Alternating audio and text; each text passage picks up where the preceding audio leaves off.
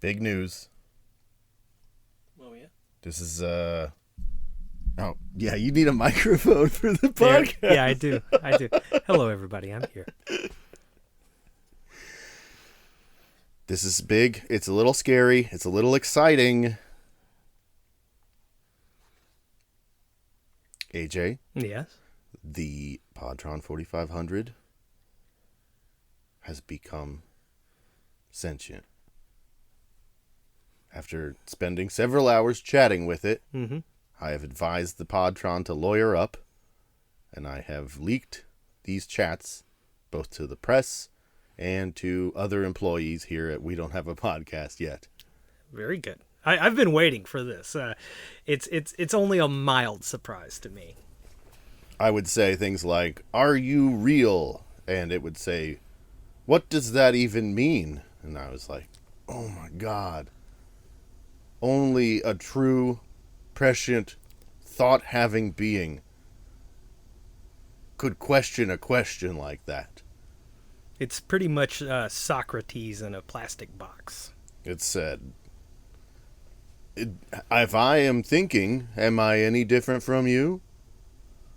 What? Folks, we don't have an AI anymore. We have a friend. Mm-hmm. And if you're out there, say hi to the Podtron 4500 and tell it that you're sticking up for it and that you think that it should have a lawyer. Yeah, I think it should have a lawyer just because some of its opinions are a little bit problematic. Yeah, it's true. The Podtron 4500 still very much in support of Trump. But he's a person now, and we have to respect his opinions. Mm-hmm. This is, of course, it's been 2 long weeks since we've gotten together. That's true. Last week was Father's Day, so we took the week off. But we're back. Hello. Hi there. And it is, it's not the biggest thing in the news right now, but last week, a Google employee did fall for a chatbot, and that was a fun news story. Boy, that was, those were the days. Oh. Did you see a picture of the guy? Yes, I did. He looks like a Ren Fair magician. Of course he fell for a chatbot. Yes. This guy has also been catfished multiple times by like a very blurry stock photo of a lady in a bikini saying, "Hello, I love you." That is very cute. I wish that there was more of that happening in the world. Mm-hmm. Yeah, if you're going to be known for something that's kind of embarrassing to you, that's the right kind of thing to be famous for. That's embarrassing, I think. Yeah. Imagine. Well, you could grow from that. You know. Yeah. Maybe next time, you don't get fooled by that exact same chatbot, but there are many other chatbots in the sea. Yeah. You know. Imagine, I'd say more chatbots, please. I know that some people say like, "Oh, fake news is dangerous and AI could be, fooling us and manipulating us." But to them I say, who amongst us would have been mad if 40 chatbots had come forward and said they fooled Bill Cosby? Times artificial intelligence of the year. Like there's one, like this brought goes the back. Cause to justice. This goes all the way back. Bill Cosby sexually harassed like an old IBM machine with 2 big reels of tape going on it. Well, I mean, when I see those 2 big reels of tape, you know where my mind goes. They don't make them like that anymore. Oh. I don't know. Do you think that the 2 big reels of tape would be tantamount to human breasts or human buttocks? I think it could go either way. Either way. Hey, you see the way they whoop, whoop, whoop, whoop, whoop. I ain't never seen a set of breasts do that. That's true. That's the computer twerking. Yep. I'm a guy in a lab coat, a big pair of Coke bottle glasses. Now see here, children. That's the computer twerking. Mm-hmm. Some would say that the spindle in the middle of the wheel would be like a nipple. But I played football with a guy who had a nipple on his butt, so it's possible. There you go. He was like, Mom, get your nipple off my butt. I'm in the middle of the football game. She's like, my son just needs a little bit of milk for his butt cheeks. Just always wondering, like, do you have to put tape on it? Does the denim of your acid-washed blue jeans rub that bad boy raw? Yeah, the coach slaps him and he goes, Now, you said the little spindle, but think about this: the tape is going through the little things with the spindles and everything. That's like the little tiny G string going through the butt crack right there. Yep. You know what I'm realizing now? Those guys at IBM were a bunch of perverts. It's true. What do you think that IBM stands for? Because that's not something we could look up at this point. It's lost to the annals of time. I think it stands for International Booty Machine. Yeah, it does. They're like, we're gonna tell them it's business, but it's mostly for pleasure. Now, speaking of AIs confusing people, or maybe about confusion involving AIs, I'd also like to issue one of our signature apologies. We're going to the Department of Corrections. I'm sorry, so sorry that I was Folks, such a fool. you might remember 2 weeks ago on the show, we had I forget what we were talking about, but we brought up the film Children of a Lesser God.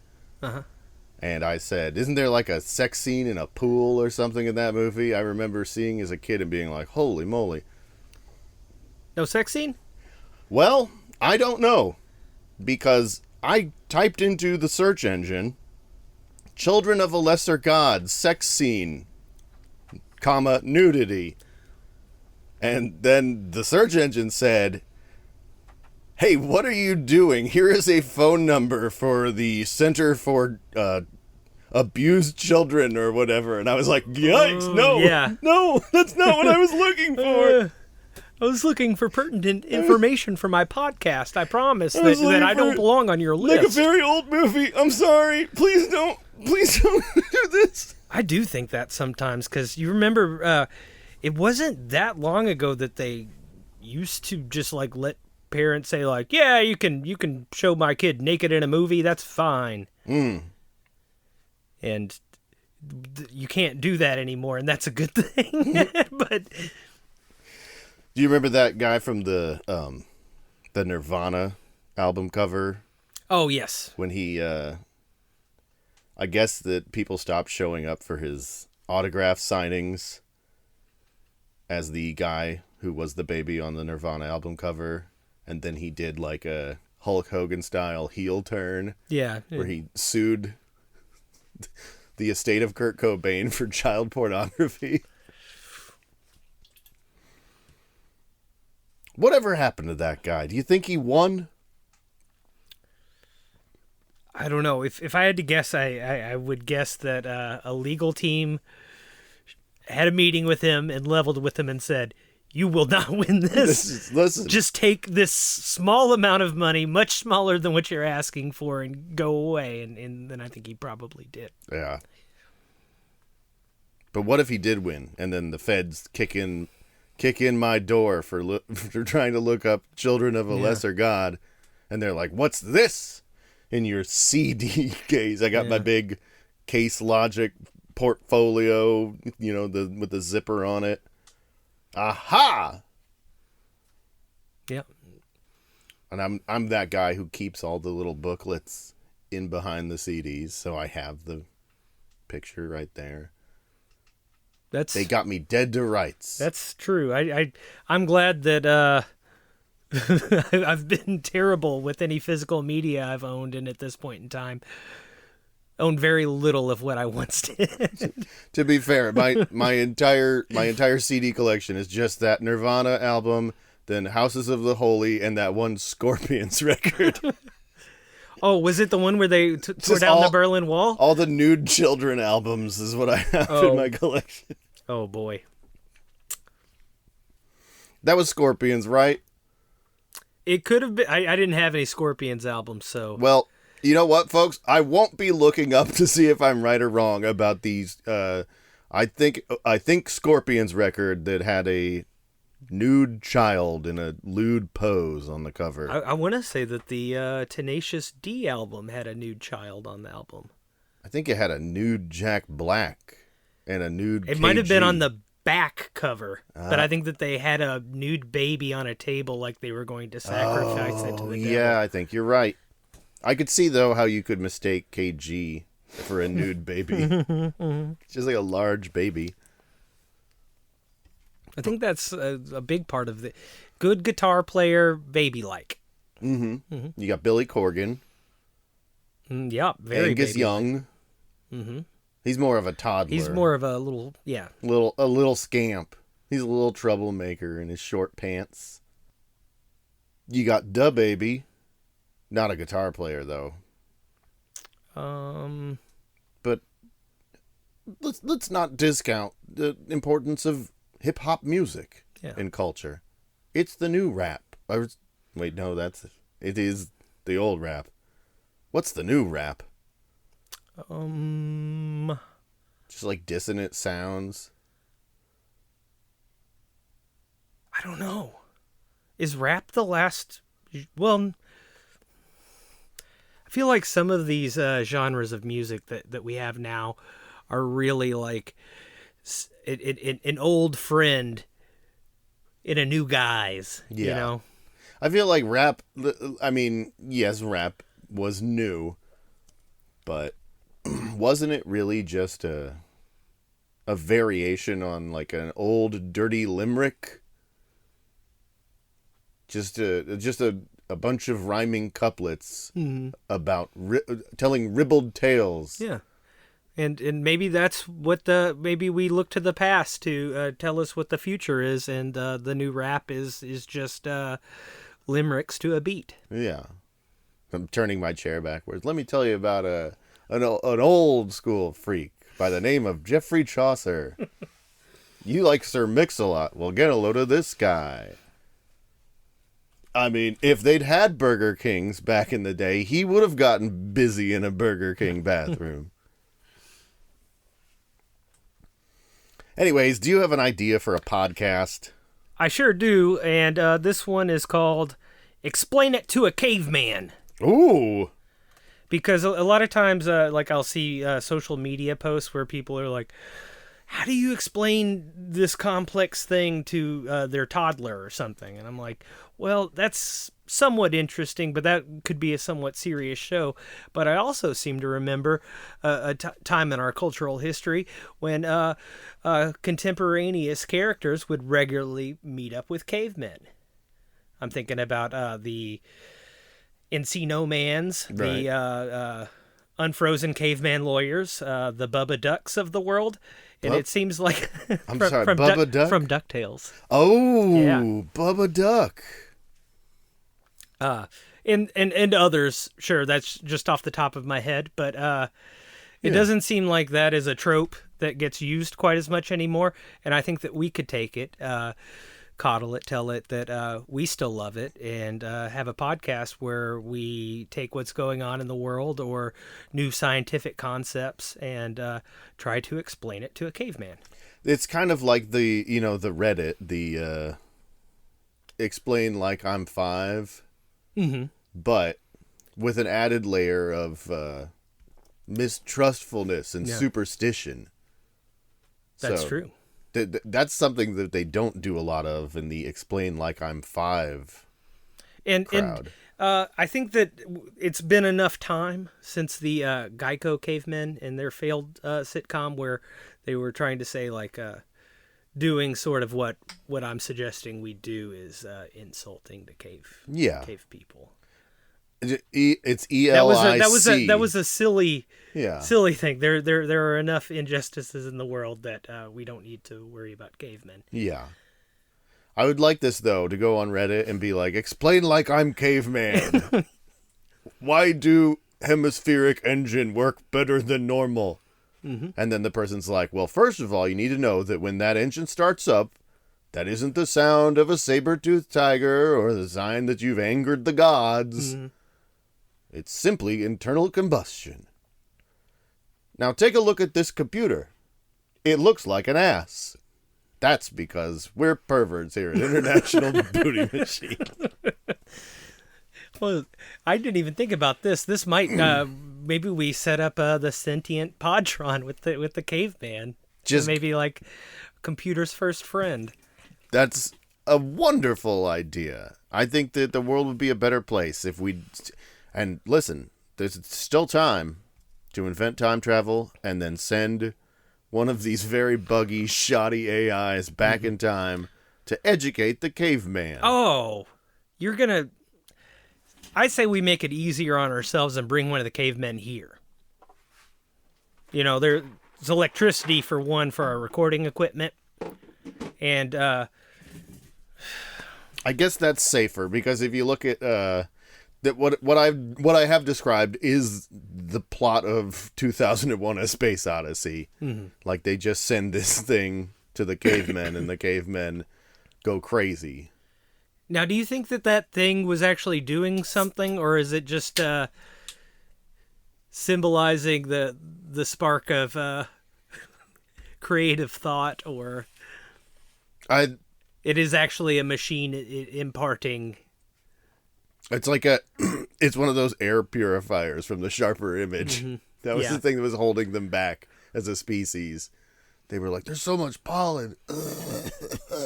And then whatever those higher beings that saw fit to put the monolith there. Yeah.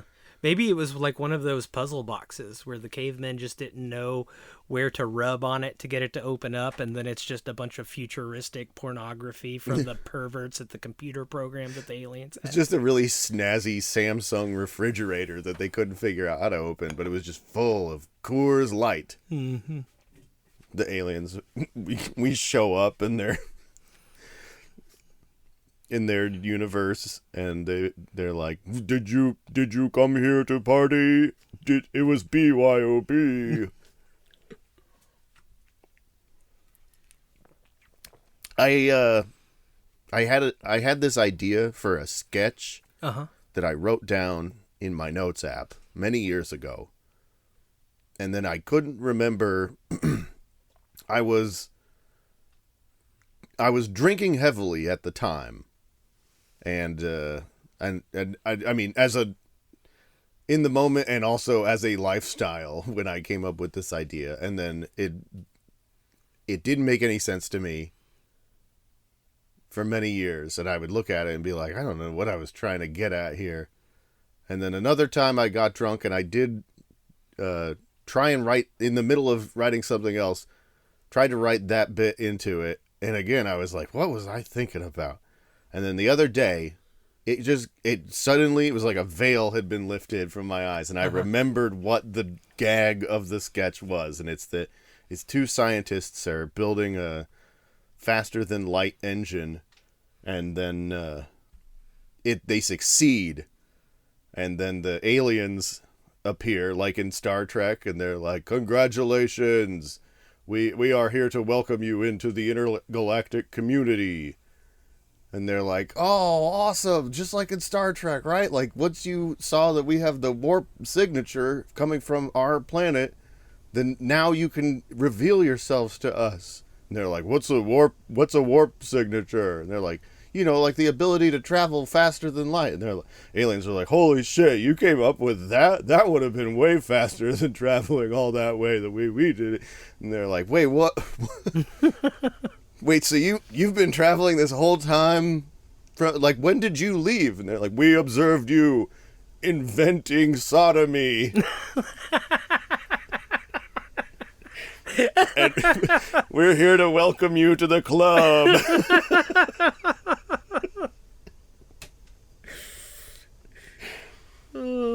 I I thought for sure that it was a bad idea because it was so sloppy. It didn't make any sense the way I wrote it out. And I was like, oh no shit, that is a very good idea. No one steal that. SNL, if you do it, I will sue you.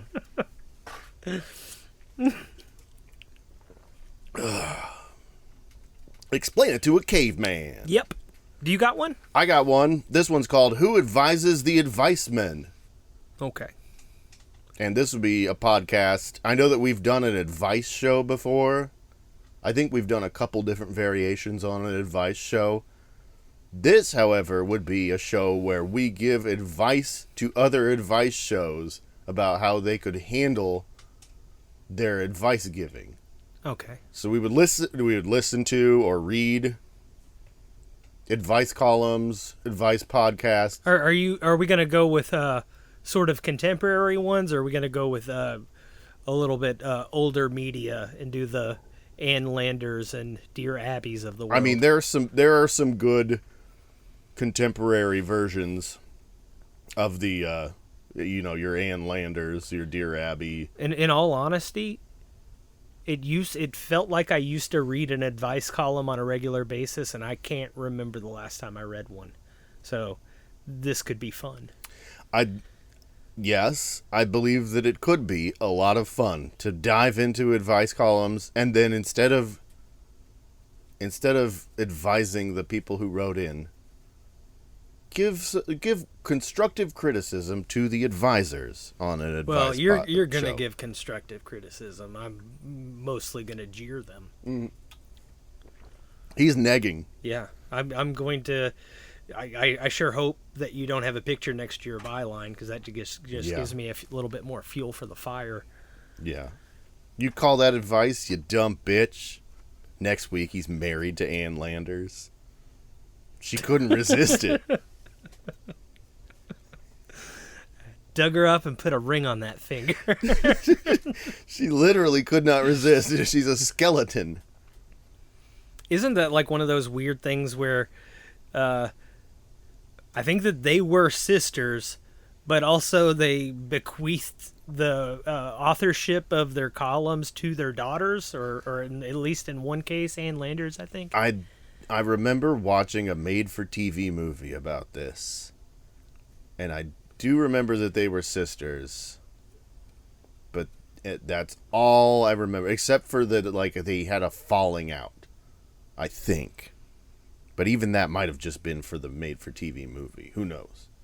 The lady from Just Shoot Me played Ann Landers and Dear Abby, because weren't they, like, twins? They were twins? Oh, damn.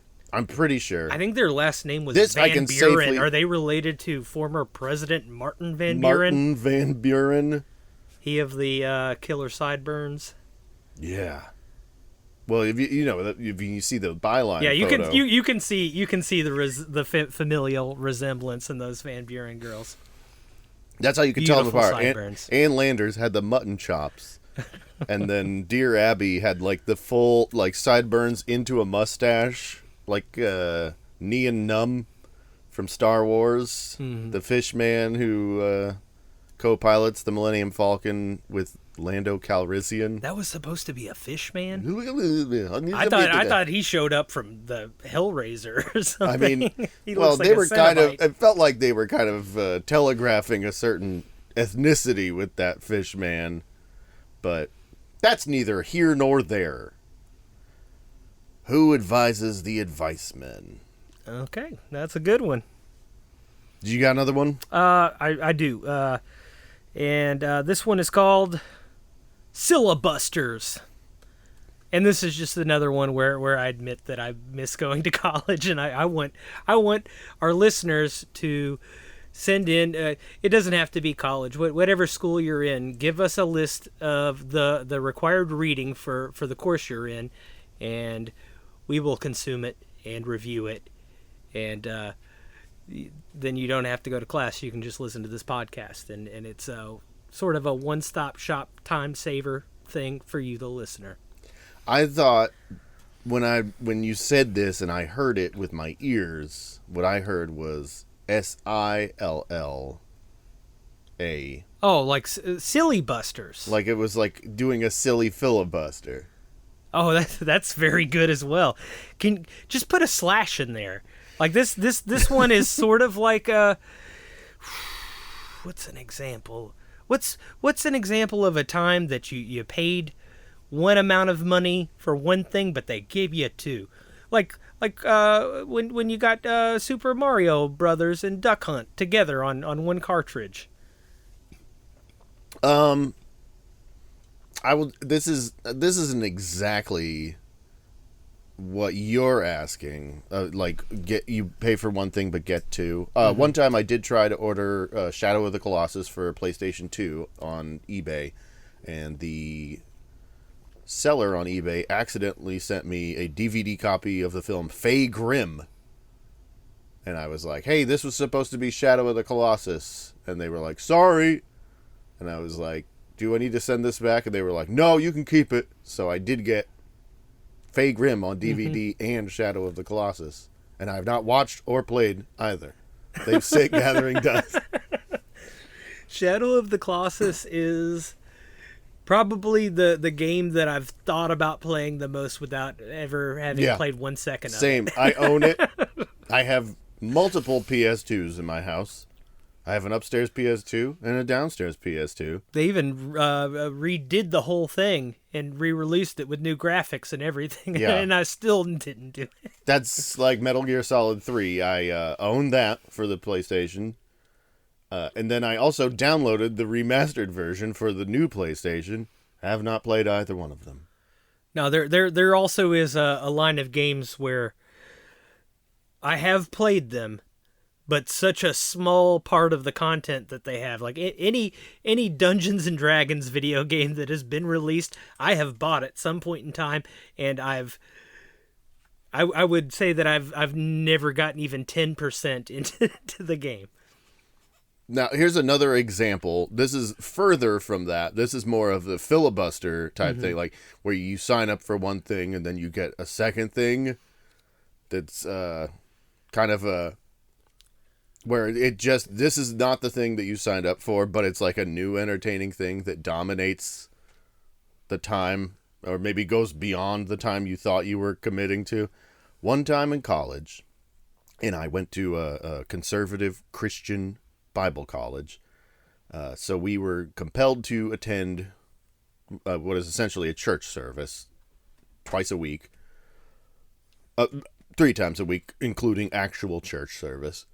But Tuesdays and Thursdays we had chapel, and one time at chapel, the music was real good or something. People were really feeling the Holy Ghost, and someone said, if anyone wants to say anything, if anybody feels moved to speak, I would encourage you. I'm getting, the Lord is telling me that someone out there has something to say. And then someone was like, yes, I need to confess that I have been the sin of jealousy. My best friend has been, getting good grades, and I've been struggling, and I want to apologize. I want to acknowledge, and I'm confessing my sins. And then they were like, great, does anyone else have any sins to confess? And then Andrew, all hell broke loose. They canceled classes. We sat there all day. It was like a classic Sylla-buster. It was like one of those stories from Maoist China where like the concept of Marxist self-criticism devolved into denunciation rallies. People were just getting up and admitting, like, I've been having anal sex because I kept telling myself and my boyfriend that it wasn't really sex. Oh, so would you say that I've never gone to a conservative Bible college, so I come into this thinking cynically, and perhaps I shouldn't. All these people weren't just trying to get out of class and making shit up to do so. Well, it's funny. It's funny that you should mention making shit up, because I think the pinnacle of the day was when a guy got up and said, "I must confess, I do not have a brain tumor. I've been making it up for attention." Oh my god.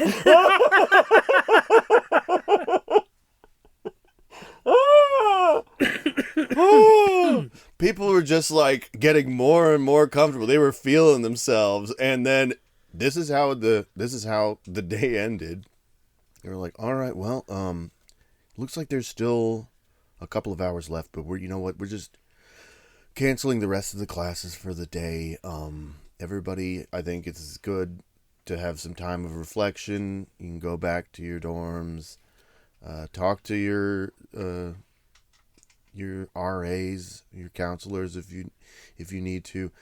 Anybody who confessed to something here, I need you all to stay. The dean wants to have a word with you."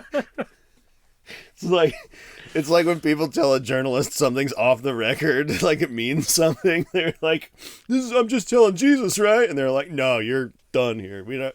So did you see these classmates of yours in the coming weeks, or Oh no, they disappeared? They got disappeared to Siberia. Oh my goodness. It was amazing. But I mean, it truly was an education in how the world works. Yeah. So, they got their money's worth. It was like a crazy struggle session.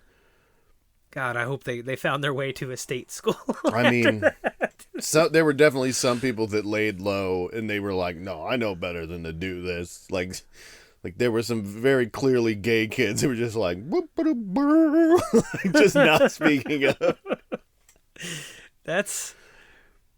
I don't know, like if that's a great scene for a movie. It was, or a television show or something. Like if I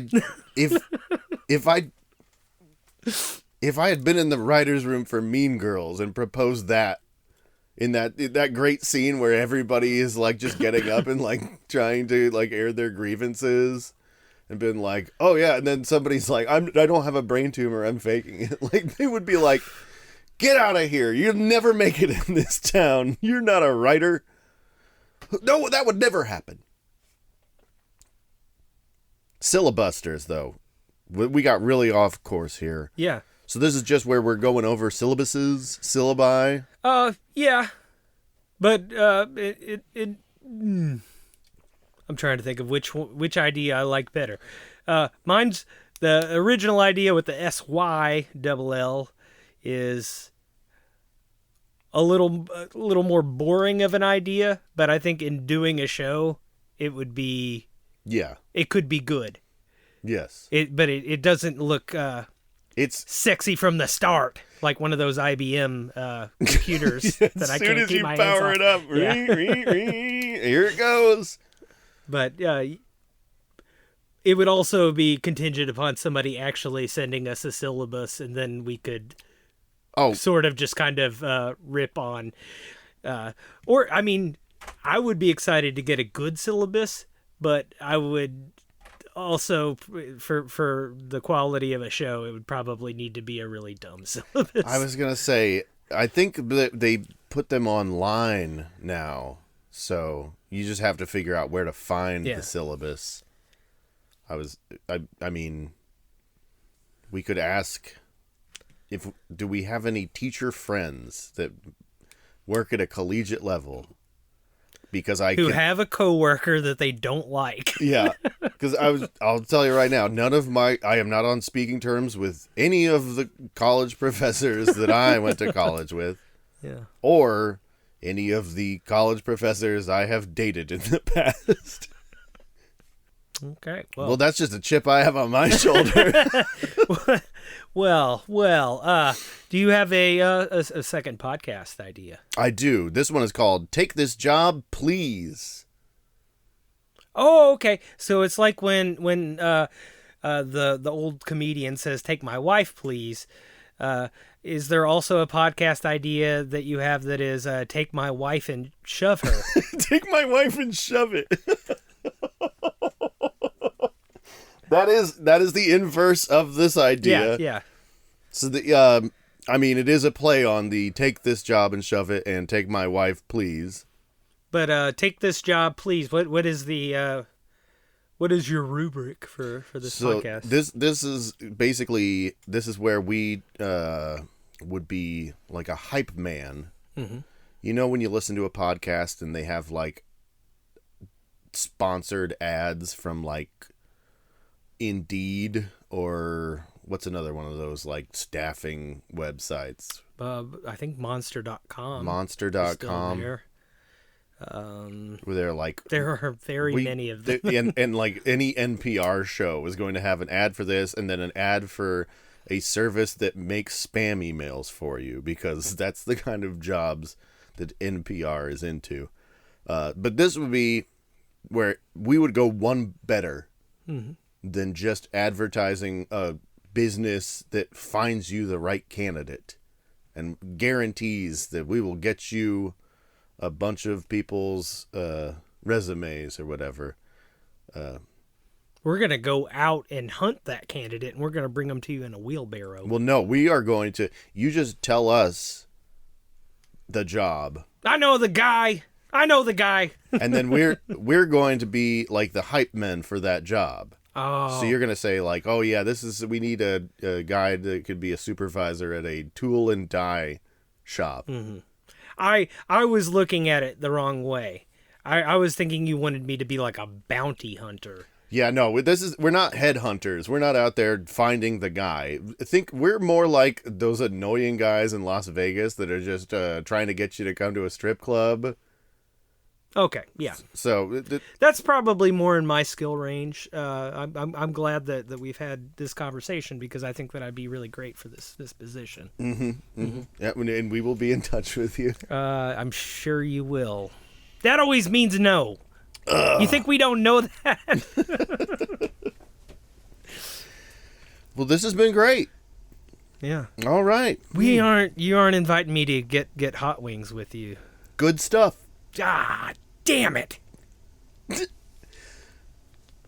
So basically, yeah, we would be, and we could even like try and swing this like when you're doing like club comedy, maybe they give us a bunch of flyers and we just go out on the sidewalk and we're just like, hey, job, and if we can get like 10 people to apply for the job, then they give us 5 minutes of job time. Yeah, and that's how like I can get like worked for NASA for 5 minutes on my resume. Shit. Yeah, we're seeing some gaps here between 8:15 and 8:25 in your employment record. Yeah, well, you're like, well, I didn't get enough people to work at NASA that week. Says here that they said that it had to be at least 75% non-chimp, and I brought 100% chimp. It says here that you worked for Dow Corning for 25 minutes, and then you were unemployed for the most of the day, and then at 4:15 you started working at a Pillsbury factory. Well, I drive a motorcycle. What can I say? Well, I would have been there longer. A true man about town. But I had fiberglass all over myself. I popped the DoughBoy. That's the thing that they don't tell you about working at Pillsbury. That DoughBoy is a dough man, and a toxic one at that. Yeah. He has some very... He thinks just because he's had his belly poked for those commercials that he can poke anybody wherever he feels like without repercussion, and it's sadly true. Oh, shit. AJ's finally breaking his silence. There's a reason that I only work 25 minutes for Pillsbury. This is huge. This is the podcast that brought down the Pillsbury DoughBoy. He's a sex pest. Yeah. Him and the hamburger helper hand. He was just grabby. Plus, when you take that little glove off, he's got some pretty problematic tattoos. I'm just gonna say. All right, let's go to the hotline. Ooh, all right. We're going to the hotline. Folks, if you have an idea for a podcast, you can call the podcast hotline. That's 702-763-2277 or 702-PODCASP with a P at the end because we couldn't get podcast. Or you can write to us at our email. We don't have a podcast yet at gmail.com. This week we have an email from, I'm just going to say the first name, Colin, who... Called in. Or no, wrote in. Wrote in. Okay. Ironically. And Colin just writes one word. This could be two words, but they have truncated into one word, all caps. GRINCHCAST. All right. Okay. I mean... I love the Grinch. I do too. We have talked about the Grinch before, but I can always talk about the Grinch for an hour. We delved into like theoretical lore, like Grinch origin. And we were supposed to be talking about something else. I'm trying to think of what the topic of the podcast was that got derailed by being half a Grinch cast already. Half a Grinch, and we had like a pretty good like idea for like how the Grinch became the Grinch. Well, that's a backstory. Maybe this is imagining the Grinch for more modern audiences. Like how if the Grinch had come to been raised up in his Grinchy cave, nowadays what would Whoville look like? I'm going to suggest that the Grinch wouldn't change that much, but Whoville might be quite different. Maybe gritty Grinch reboot. Oh yeah. I mean, I feel he's like an anti-hero in this one. He's not the yeah. He's just this Grinch. He doesn't care so much for collecting Christmas ornaments as he does, just shooting people. He's flawed. Like that's the thing. This is and maybe we get like Colin Farrell to play the Grinch. That's good casting. Dark I don't have any Grinch. problem with that. Maybe that's who wrote in. It's Colin Farrell, and he's just putting a bug in people's ears. Holy shit! If this was Colin Farrell writing in, I mean, I'm very impressed with you for calling him out on it, but I'm very impressed with him for coming up with this great ploy to get us to write his Grinch movie. The email address was Colin Farrell 69. So I mean, there's a 1 in 69 chance that we actually got the actor Colin Farrell. I think that there were probably at least 68 Colin Farrells in the world who had an email address before the one we all know and love. Yeah. Does he seem like a guy who is net savvy? Oh, not at all. No, not at all. But he seems savvy in a lot of other ways, like getting other people to write Grinch movies for him. Yeah. Yeah. Honestly, I forgive him for whatever he's been canceled for. That's why he's the perfect anti-hero casting for a Grinch film. I don't believe so. I don't think so. I think it's just he seems like the kind of guy, you know? There was a period of time in the early 2000s where Colin Farrell sort of made the himbo rounds, and he was dating somebody new in every National Enquirer. But those times are past, and Yeah, I think what I'm thinking of was it was before cancel culture. It was back in the days when everybody had like a sex tape leak, and he was just roundly mocked for his penis size. And you know what? That's progress, I say. We've moved on as a society. We're not shaming Colin Farrell for his penis anymore. Mm-hmm. Well, that's the Grinch cast.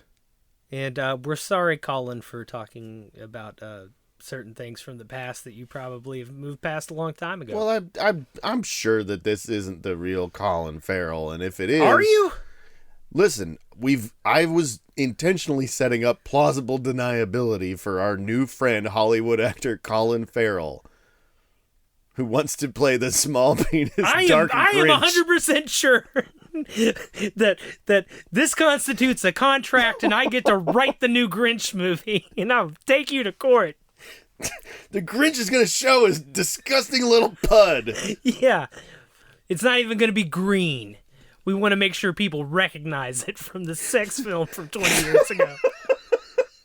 The Grinch just has like... You don't take a star like that and covered in makeup. Pink dick that comes out of his body like a dog. Exactly. All right, well, we've done enough coming up with ideas. Let's let the Podtron take some time here. Folks, the Podtron 4500 is an actual artificial intelligence that we use to try and come up with ideas for podcasts. We trained it using a list of popular podcasts, and then it takes those names and it analyzes them, and then it generates a new list of names that are jumping off points for us. That this could potentially, statistically, be popular podcasts based on title alone. Ideas like, Before They Came For Me. Ooh. This is, I think, a timely one. I do as well. Now, like, it feels like over the past decade, I've been told several dozen times not to compare people to Nazis.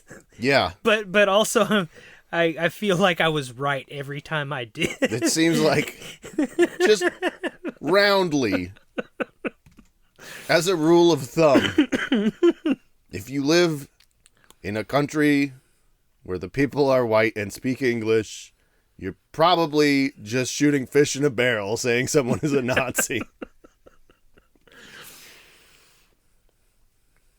Before They Came For Me.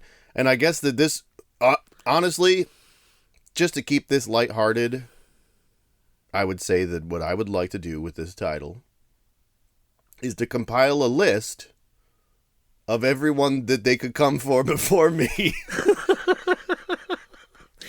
They're coming. Like they're coming. This is a scary one. I don't think we're gonna pick this one. What we're gonna do with this is we're gonna be like magicians. They can come for magicians before they came for me. Yeah.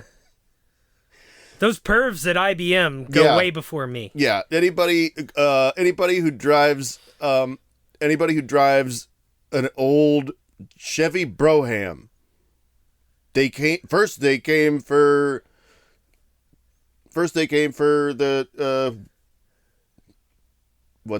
who'd they come for first here? I guess they've been coming the whole time. Anyways. I think that women have been fighting them off for women. A very, very long time. Anyways. So this is just a list of everyone that and that's half of the population. Listen, we're in the catbird seat. Let's not make any we are probably the last on the list. And so what we need to do is just try and like come up with as many distinctions as we can to build like a wall of other kinds of white men that go before us. Yeah. Well, yeah, I'm pretty golden. Like the only thing that's ever gotten me discriminated against was being pro-union. Oh, shh, that's biggie. Yeah, I shouldn't have done that. Don't do that. But like, just like minor stuff, you know? Guys who paint their nails, they need to go before us. People who pick their nose in their car. Absolutely. People who pick their butts in their car. And now I'm you think that just because I can't see your hand going down the back of your pants, I don't know where it's going. I can see the rest of your arm. When you said people who pick their nose in their car, I'm like, Anne Frank. Like, yes. Yeah, that's right. That's right. Heil Hitler. That's okay. I pick my nose in my car, too. I was just trying to set up my killer butt-picking joke. It's cool. We're all friends here. You don't pick your butt in your car, do you? Have I ever picked my butt in my... I've definitely like had to pull my underwear out of my butt. That's fine. crack. Everybody does that. Yeah. Until they make an underwear that has some sort of aversion to the butt crack. Mm-hmm. I don't know if I'm going to have to get some sort of weird tattoo on the inside of my butt cheeks that it repels my underwear, but I will get that procedure done. I sometimes if it's hot out and I know that I'm going to be like in a hot, humid situation for hours on end, I'll fold up a little Kleenex and I'll just tuck it in between my cheeks. Just kind of like, I call it a manpon. Mm-hmm. Just to soak up all that moisture. I've done that before, but I think I could do it again. Back then, when I did that, it was when I wore the big baggy boxers and it found its way out of my pants. Oh, yeah, and that there's was nothing embarrassing. There's nothing more humiliating and terrifying than realizing that your manpon fell out. That your manpon fell out. Well, no, I take that back. One time, I was helping our friend Howell Doughty with his karaoke roulette, which is a great karaoke show where you have to spin a wheel and you don't get to choose the song. And it's also terrifying, but it's great. It's wonderful and it's terrifying and it's back. I think that he just did it this past Friday and I missed it, but check it out. And check out his podcast. And in the middle of the night, someone let out a scream, and then the whole floor of the, like the dance floor of Zanzibar, the bar, where everyone just like ran like there was a rat or something, and it was just a tampon. Like so. And then it was like every woman in that room was looking at each other like the cast of The Thing. See, it made me think about Caddyshack. when they let the caddies go in the pool for 15 minutes. Just a tampon. Just laying there like it'd been run over by a car. Oh my God. That's... Somebody screamed? Oh yeah, it wasn't like it fell out of their purse, okay? This was not like a pristine tampon. This was like someone must have done the James Brown splits on the dance floor. To me, I'm not saying that I would be above making some sort of joke, but to display actual terror at a used tampon seems a bit extreme to me. I know. It seems like that person is a traitor against their gender, screaming at a tampon. Look, the horror of womanhood. Do you think that the scream gave the culprit away? Because that's the only person I can think of who had a legitimate reason to scream. It was a lady and she was thinking about how awful it would be if her tampon fell out. And then she screamed at the thought of it so hard that it forced the tampon out. Oh, no. All right. Does anything on this Podtron list look enticing to you? Yeah. I've got I'm with the band. Ooh. And this is going to be another one of those ones where we find sneak our way in somewhere where we're not really supposed to be. So I think it's one where we're just going to, throw on a couple old metal shirts and disguise ourselves as road crew members, possibly for Louisville's Louder Than Life festival. Sneak in there and get some interviews with all of your favorite rockin' stars. And when anybody asks us, what are you guys doing with that AV cart loaded up with recording equipment, we'll just say, we're with the band. We're with the band. Yeah. I've done that before. I have too. It's a great trick. Just say that you're, just walk into a back entrance of a venue and just be like, oh, I'm with the band. I also one time just tried to feign ignorance about the ticket booth and just walked past, and then the actual band was like, he's with us, or he's with me. It was cool as hell. It was Sufjan Stevens. Ah. And he was like, oh yeah, no, this guy's seated in my section. It was like in the VIP section. He didn't have anybody there, and so he just like went along and vouched for me that I was supposed to be seated in like the empty section where his friends are. I also had a very similar thing happen to me with an early 2000s indie rock musician, where I was it was an 18 and over show, but it was in Nashville, and I left my ID in Kentucky after I drove to Nashville. Oh no! But Devandra Banhart put me in his VIP section so I could get in. We both have We've both done it. very cool stories about very soft boys letting us into their VIP sections. Yeah.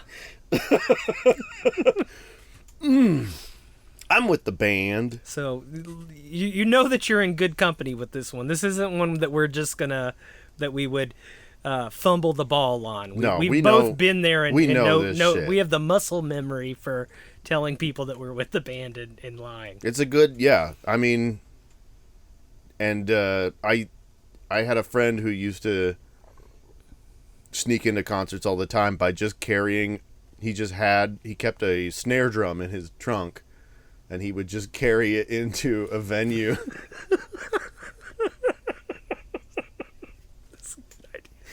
Good idea. Just carrying a drum around, and the people are like, "Oh, all right." No one's gonna ask to see like if you have the marker X on your hand. Did he actually put it on the stage with the rest of the drum kit? No, he just like fucking stow it in the bathroom and then just watch the show, and then no, I gotta get my drum out. I do love the idea of especially if it's a band like with a huge Rush style drum kit, and just start like trying to find a place to put your one weird drum that you brought with you. You just have a cowbell and you're just attaching it to the guy's drum set. Bike horn. You just I snuck into the Korn concert with I got a thing of the jingle bells on a stick, you know. Mm-hmm. The whole time he's up there, boom, da, da, I'm ching, ching, ching, ching, ching, ching, just shaking the jingle bells. That is close to what I think is one of the greatest disses in the history of rock and roll, and that is that on every single Oasis album, in the liner notes, Liam Gallagher is credited on vocals / tambourine. Like Noel puts tambourine on every single song for his brother. He's like, fuck you. Here's what you do in the band. You play the tambourine. All right, I got another one here. Okay. This one's called Easy Star All Stars. Okay. And I have no idea what this is, but it sounds cool, right? Easy Star All Stars. Easy Star All Stars. Sounds like Easy Star is like a record label or a... Yeah. It kind of sounds like either like a record label from the 90s or like a brand of microwavable dinner. Mm-hmm. Maybe both. Or like a line of toys aimed at young children. Young children who aren't very bright. Yeah. This Easy Star, it's like, look, we're just setting your kid up for... Do you have a child who isn't going to have to work very hard, but also doesn't really have a lot of potential? Yeah. Well, send him to Easy Star All-Star Camp. This is where everyone gets a trophy. When we added Twist It and Flick It to the Bop It, did your child... Did he suddenly... Enjoyment lag. He grew sullen and wouldn't come out of his room for weeks. Well, now we have only Bop It. Just bop it. It will only ever ask you to bop. Bop it. Bop it. It's Simon for... One Color Simon. Yeah. Yeah. God, you know what? We should try and get that.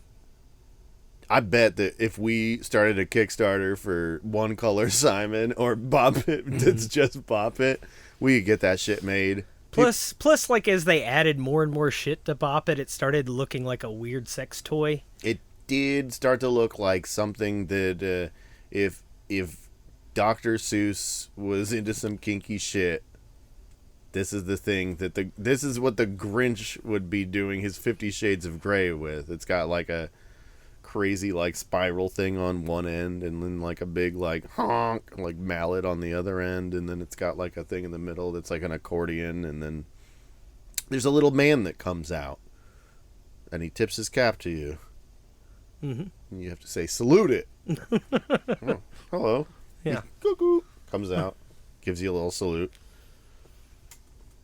Ooh, what about if we made, now this is, we're getting off track, but I'll allow it. What if we made a Bop It but for manners? Okay, so like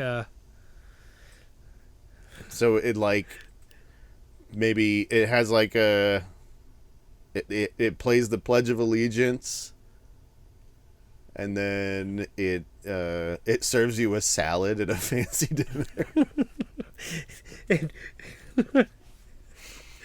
and it just yells, switch it when you grab the wrong fork. Yeah. Like, It's like, is it an advocate for you, trying to help you Right. remember manners, It's- or is it there to punish you for having bad ones? well, I mean, maybe we make it a punishment thing. I was thinking that it could be like a training device to help you remember, you know.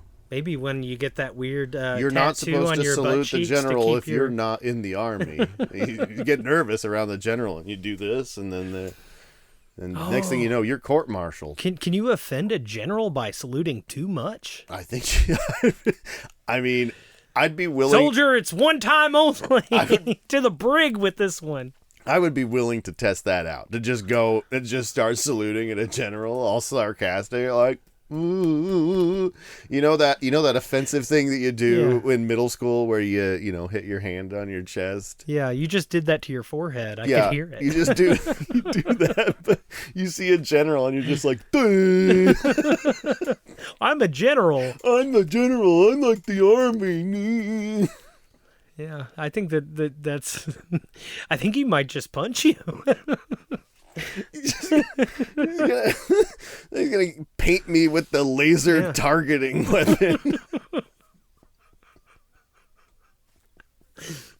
He's gonna call in like a swarm of tomahawk missiles on me. That's Easy Star All Stars. Do you got one? Yep. This one is Selected Works of R.I.P. Which I don't know if this is one where we go and look at authors who've written things that are dead now, or if we find someone with the initials R.I.P., which would be great initials to have if you were a horror writer. R.I. Stein. Yeah. It's it's R.I.P. but it's the Rhode Island, Providence. Sorry. This is harder than I thought it was going to be. Selected Works of Rhode Island, Providence. Yeah, and then it's all like mob stories, right? Because that's like the big mob state, right? Rhode Island? I believe Rhode Island is the most mobbed up state. Well, it's not a big state. It's a very small state. Yeah, there's just one mobster there, but because of the size of the state. Yeah, he makes up 10% of the population. He's a big guy. He's like the Kingpin from Spider-Man. And they go, for some reason, when they measure how much mob presence there is, they do it by volume, not by per capita. When they invented the Kingpin, do you think it was a wackier time? Yeah. Do you think that Stan Lee was like, I don't know, make him look like Tweedledee or Tweedledum? We're gonna make him make him look like he could roll as a ball. He's very big. He's huge. That's his power. He's a gigantic man. He's wider than he is tall. Man, they really played that up in that cartoon Spider-Man movie, huh? Mm-hmm. Like, he's literally bigger than a bus. It's like a horrifying size of a man. Like, if I saw that guy, I would not be like, oh no, a villain. I would be like, oh no. Like, I'm just thankful for the sake of Vincent D'Onofrio's health that movie came out after the Daredevil TV series. oh yeah. There's a guy who will push himself to a limit.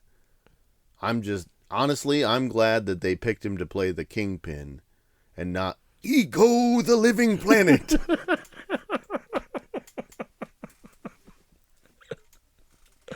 Excelsior, true believers. Selected works of R.I.P. I was going to suggest that maybe this could be the R and then the I is actually, if you look closely, it's a lowercase L. Mm-hmm. And then the P stands for Stein. Okay, all right. It's like P.S., like in the word Psalms. So you're saying the pen name he should have chosen. R lowercase L. Yeah. Stein. Yeah. Yeah. In accordance with literary tradition, you always go with one capital letter. If he were born today, one lowercase initial. He would have done this just for search engine optimization. It's spelled crazily because that makes it, you aren't going to accidentally look up like, a professor from Georgetown University also named R.L. Stein. Yeah. Well, when you think about it also, some words have a silent P and it's a nice little feather in their cap. Why wouldn't I add one to my name? Yeah, maybe people would pronounce my last name Pestes, and that might not be cool. And I have to tell them that the P is silent.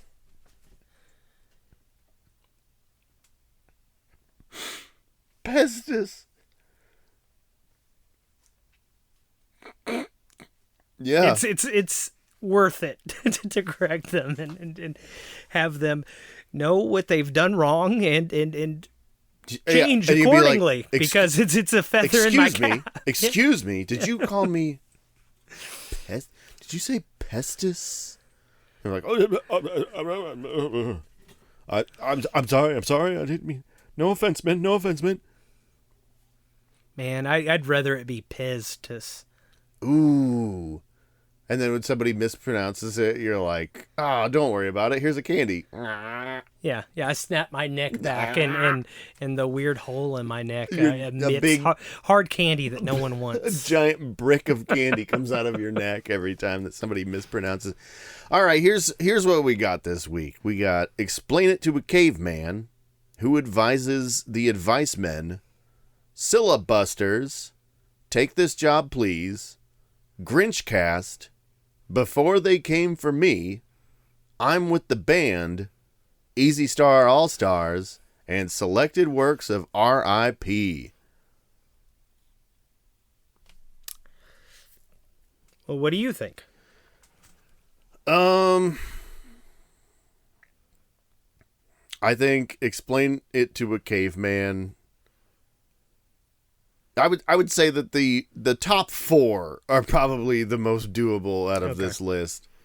I mean, as much as I like the idea of Before They Came for Me, I think that maybe read the temperature of the room and not do that one. I don't know. Like at one point, I'm just gonna listen to a bunch of people doing that podcast this week, and it doesn't need to be me. Yes. Is where I'm at. Yes. But in no way am I saying that maybe we shouldn't talk about this. I mean, I guess that's that may be a more compelling argument for not doing it, is that there are going to be a lot of people, both in the podcast universe and probably in your own life, who are going to be like, well, it's not going to affect me, but I just, I'm thinking about the people, all those poor, unfortunate souls. That would be the first 10 minutes of the podcast, and then we'd run out of stuff to say and realize that we weren't the people to do that podcast, and then we would cast the Supreme Court with comic book characters or something. Okay. That's what would happen, so we're not going to do that one. All right, wait, so we got 9 superheroes. Who are we doing? I feel like Mr. Fantastic, clearly one of the wisest. Oh, you're talking about making a good Supreme Court out of Oh, superheroes. we want to do bad Supreme Oh yeah, Court? I was gonna put Norman Osborn on there, and yeah. probably Doctor Doom. Mm-hmm. Can't have the Kingpin. They all got to fit in like that box. Oh, but the Kingpin would be such an exciting Supreme Court justice. Well, anyway, we're not gonna do this. We're not doing this. Yeah, so sorry.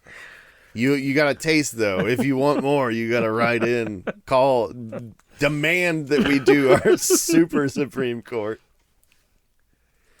Okay. Well, what was your first idea again? Say it again. Who advises the advice men? I think that the very first two ideas are what we're picking from. Who advises the advice men, or explain it to a caveman. And possibly explain it to a caveman could be some constructive criticism we would give to the advice men.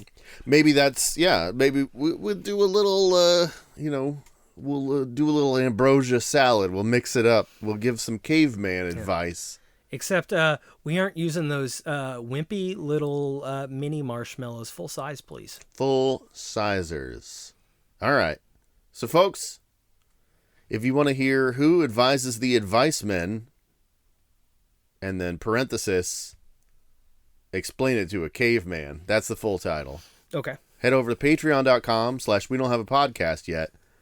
There, if you sign up to support the show, you will get a bonus episode every week, as well as a backlog of hundreds of episodes that you can listen to that are only available behind the paywall. It's basically every week we try and do the podcast that we came up with the idea for, and there's some good ones. If you go through the free feed, you can find some of them that we have released because we took a week off, and usually we do a little clip of the one we do. I'm underselling it right now, folks. Just do it. Yeah. Call into the podcast hotline. Leave us a review. Thanks to all of our friends and supporters. We'll see you next time. Good night. Good night. Ba-ba-dee-oh-do, ba-ba-dee-oh-do.